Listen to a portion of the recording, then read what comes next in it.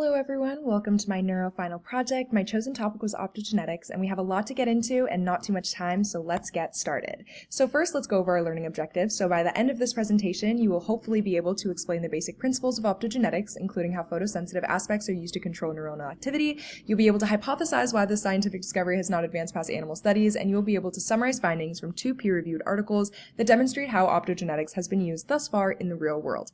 So to begin, let's start with Zhang and colleagues' 2007 mouse study. Their goal was to gain control over the electrical activity of specific neurons using light, and they used viral vectors or modified viruses to insert genes that encode for light-sensitive proteins, opsins, into neurons in the hippocampus, specifically the CA3 region of living mice. So this allowed real-time control over circuits that are behaviorally relevant, and they measured them using patch clamp electrophysiology, which are tiny electrodes on neurons in specific brain areas. They also measured intracellular calcium via calcium imaging, and why did they do this? Well, we know calcium is implicated in action potentials, and intracellular spiking of calcium means that a neuron is active. So there's 2 types of opsins in this study. First, we have channel rhodopsin 2, which activates neurons with blue light, and then we have rhodopsin, which inhibits neurons with yellow light. And a little fun fact is these are algal proteins, and I thought that was cool because it's a little bit of nature and neuroscience, and you don't get to see that too often. So how did this work? Fiber optic cables are implanted into the brain while extracellular electrodes are recording the action potentials from the neurons in these mice. And what they found was that the neurons would start and stop firing almost instantaneously in response to the yellow or blue light. So why does this matter?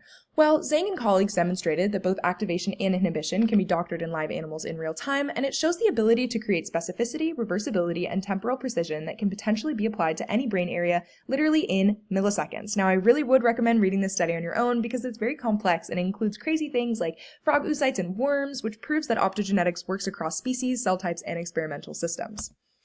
Now we can go over our learning objectives for this first study. We have our basic principles, which is light-controlled activity of genetically modified neurons. We have a little summary. If you want to pause and read that, please be my guest.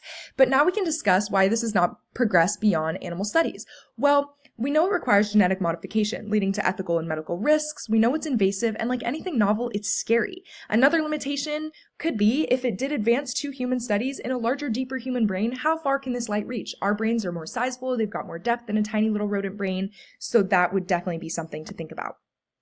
Now we can go ahead and discuss how optogenetics can potentially be applied to treat psychiatric disorders like anxiety. Tai and colleagues, 2011, also did a mouse study, but their goal was to test whether activating specific brain circuits influences anxiety-driven behavior in real time. So what they did was they studied the relationship between optogenetics and control over emotional circuits by targeting specific regions of our brain. So how did this work? Well, they also used viral vectors to express channel rhodopsin 2 in neurons, but this time in the pathway between the basolateral amygdala and the central nucleus of the amygdala, via the same implanted optic fiber cables that delivered blue light, and these activated only this specific pathway, again in living mice. So these mice were then given an anxiety test by being placed in an open field test or into an elevated plus maze to measure their anxious behavior. And what did they find? Well, they found that when the light was on, which activated that pathway, that the EPM mice spent more time in open arms of the maze and explored more, while the OPT mice spent more time in the center, away from things they could hide in.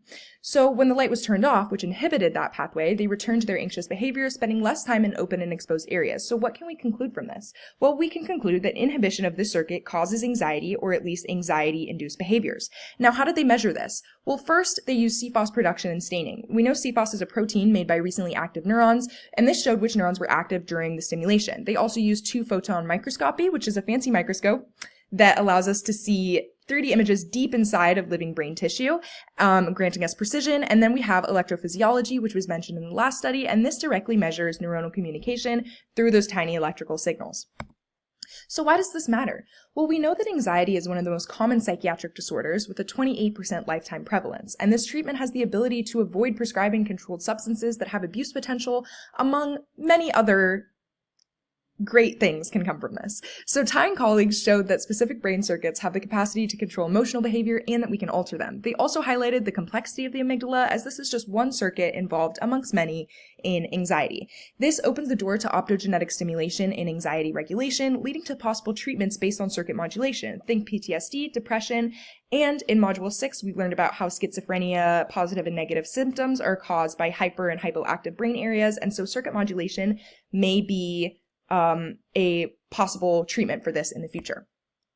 So now let's go over our learning objectives for this second study. We have our basic principles, which is the viral vector delivery of channel rhodopsin 2 to those basolateral amygdala neurons, leading to the inhibition or activation of that pathway, which then led to decrease or increase anxious behaviors. Now again, why is there no human testing here? Well, like we said, it requires genetic modification. It's invasive implanted hardware that might not be great for long term. And there's major ethical concerns about being able to alter specifically emotional circuits, really super villainous implications here, but also, as we said, there's possible treatments. And then here we have our last little summary if you'd like to pause and read that.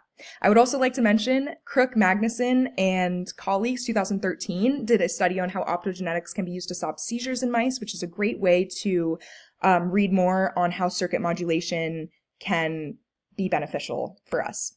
And lastly, here we have our citations. I did include that original study that I mentioned on slide 1 if you wanted to read a little bit more about the basics. But I hope that after this, you're able to have a little bit of a better understanding and answer all of those learning objectives. Thank you.